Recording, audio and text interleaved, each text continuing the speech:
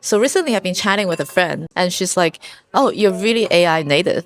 And coming from her, this is possibly the one of the best compliment I can get from anyone because she actually works in AI. I don't take it as a sign that I'm like a head of technology or a head of other people, but I just feel like perhaps it's because of the past 2 years I've been using AI almost every day out of necessity. These days, more and more often, I think of AI as part of my work system. When I think of the term AI native, I used to think it's like super far away from who I am because I'm not technical. I have never set out to use AI in a way to catch up with the trend, all of the agentic flow, all of the hype phrases, all of the different models, all the news. I've never set out to use AI in that way.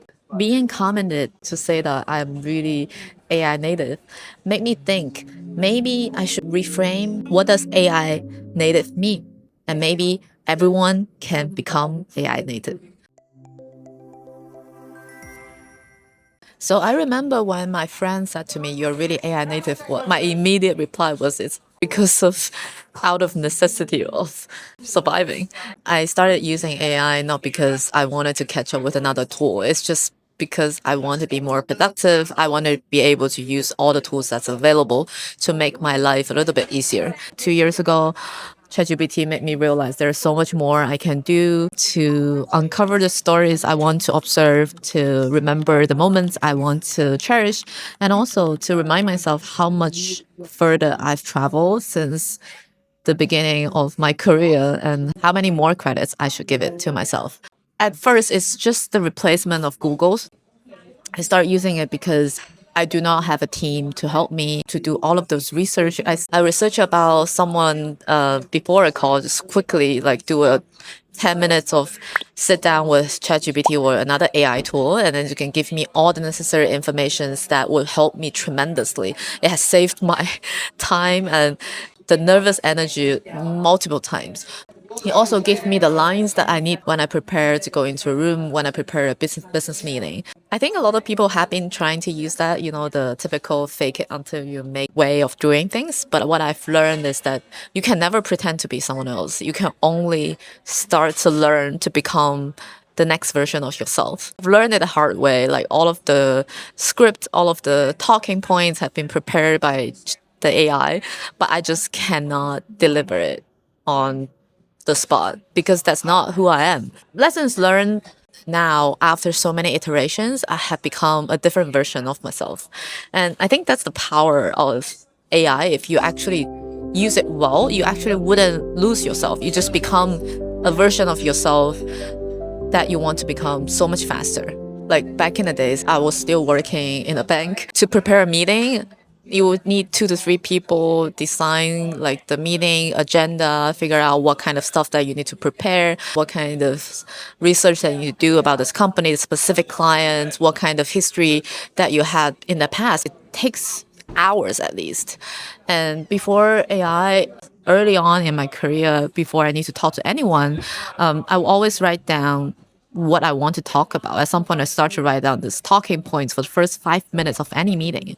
And it's just because I wasn't sure about myself. I wasn't sure whether I'm interesting enough, whether I'm senior enough, whether I have the right talking point to talk to someone. But at the time, I also do not have AI chatbot. The only thing I have is Google, which is not too bad, but you need to always filter through the information that's custom to you for you to deliver the lines better.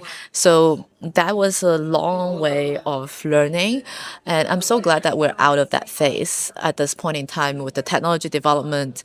Nowadays, if I have a meeting, I'll just like go to ChatGPT or go to Claude and say, "Hey, I have the meeting with this person. Can you help me prepare a note and based on what you know about me?" The other thing is English is my second language. It's not a language that I grow up with. With the help of these large language model, the best way to use it is to improve the language that I want to get better at. I got so much better to express myself, to tell a business story better, to emphasize what I want to say better. Grew up knowing that as a woman working in structured finance, working in banking, working in startup, you always maybe started off a little bit of a disadvantage, especially with the English as a second language thing. I sometimes do not have the confidence that a lot of people are born with in the rooms that I need to shine. And that's exactly the time with 2 minutes of cross reference and quick preparation. And I usually listen to ChatGPT on the go. It actually helped me. I will walk from one place to another meeting and then listen to meeting preparation. And that it also helped me to first pronounce better and second to learn the phrase by heart. Of course, eventually, you still need to come up with your own texture of communication. You cannot just fully memorize all the terms. Iteration, repetition, and trial error really, really helps. One thing I noticed though about using AI, there's one observation I have, like a lot of the resistance and the voices that's come out and say against AI usually comes from people who already have everything that AI can provide: a team, a brand, an established position, a network, a room that already recognizes them. But if you start from scratch, if you're not sure where you're going, if you cannot just like ask someone who's famous and knows all the answers as a mentor for help, you can definitely Google, but it's much slower. For people who want to break through the default mode, who wanted to build a life on their own from scratch, AI could be a perfect ladder and a scaffolding for you. That's the case for me. I don't think I'll be able to still be on this path without the help of AI. It gives me a team who really understand me well to help me plan the day. I have a chief of staff, I have the website builder, I have calendar. Like every single morning, I start this specific task of asking the AI to help me go through all the emails and see what do I need to pay attention to and how should I plan this week. By incorporating all of these in my work life, I definitely am on a better position than before. So I have the agency that will be able to plan my day, my life, my career, the things that I wanted to focus on better. Of course, this is not to say that AI is all good and no downside. Sometimes AI can flatten your voice. Like I will write a really like an email that's really natural, sounds like me, feels like me, and then after AI, it just feels like another AI generated email. Sometimes like I will just go through and spend a lot of time with AI just to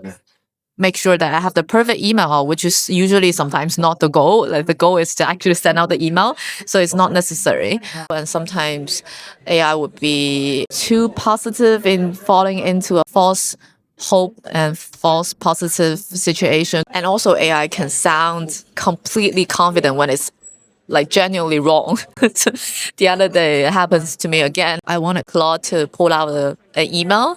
It was sent like 30 minutes ago at least. And Claude just keep coming back and say, I cannot find this email. I got really, really angry. So all of those things. But the better I get using it, the better I realize it's never the goal to stay within AI forever. You need new activities for AI to be able to help you. You need new thoughts for AI to come up with a better story. You also need living in the real life to actually use AI to help you, right? Otherwise, why would you use it? It's not a video game. There's no upside of staying using AI, just chatting with it forever. So this morning, I was listening to the latest Oprah podcast. So Oprah have, guess who? The co-founders of Claude, the hottest company right now, Dario and Daniela Amode on the podcast. What I took away from is not the bigger like safety issue or how it's going to impact humanity. It's much smaller in a smaller human scale for everyday human beings. The fact that actually the AI is providing some people the tools for them to start over of their life, to become better versions of themselves, to use it and so that they can actually start moving before they have everything figured out. It's like the best type of ladder and scaffolding that you can have. In this episode, Daniela Amode shared a story about her friend who used to be a lawyer. I think she quit her job and she started to become an author. She's not using AI to write, but having AI on the side to be able to help her, she felt so much more empowered to make that decision. That's similar story as what I saw on myself in the past 2 years. A lot of the times when I'm not sure about myself, say whatever you want about ChatGPT, about being the sycophants, or like just always say yes. I do need to hear that from time to time. Sometimes I'm just like in a forever imposter syndrome, cannot get out. And ChatGPT or Claude will help me name those things that I oftentimes overlooked. And then I found out actually there's less women who's using AI than men. Disproportionately, according to some of the report, that AI is going to impact the jobs that women are doing. From the report, it says the jobs women hold are 3 times more likely to be automated. Part of the story is true. Women, we tend not to like to try new things, more risk averse because of how we were taught. But also, when you talk about AI, the future of AI actually impacts disproportionately of in-person relationship and communication. And that's actually something that women is very good about. And I'm actually hopeful about this part of becoming AI native for every single woman out there to be able to use the tool better for their life, not being pushed away by the tool.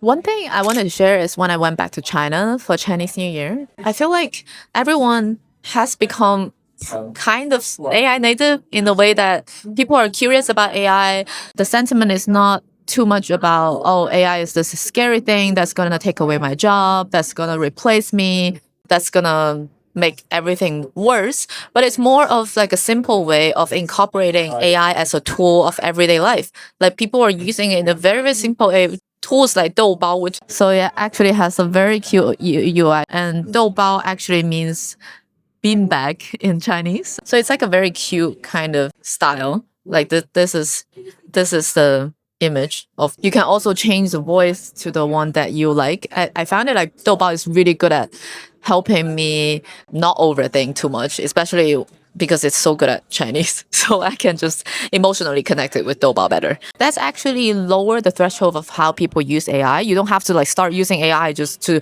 go to Claude Code and code a website. Simply start by asking, hey, how do I make this dish? How do I plan my trip tomorrow to London? That's like the best and easiest way to start familiarize with all of these tools so that one day you can become AI native as well. Think back to the moment when my friend said that I'm AI native. I don't think what she meant is that I know every single tool, all the models, all the acronym of all of these things mean in a technical standpoint. But I think what she meant is I wasn't afraid of trying the tools and implement that into my life.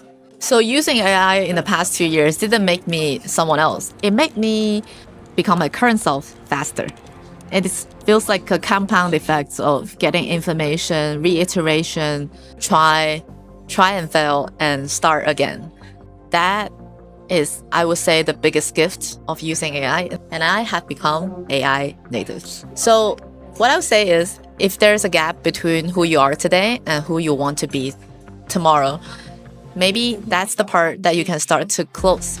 That's the gap you wanted to get a little bit of help of the AI tools that you're most comfortable with. Start with one simple question today. You just have to be willing to try before you're ready, like everything else in life.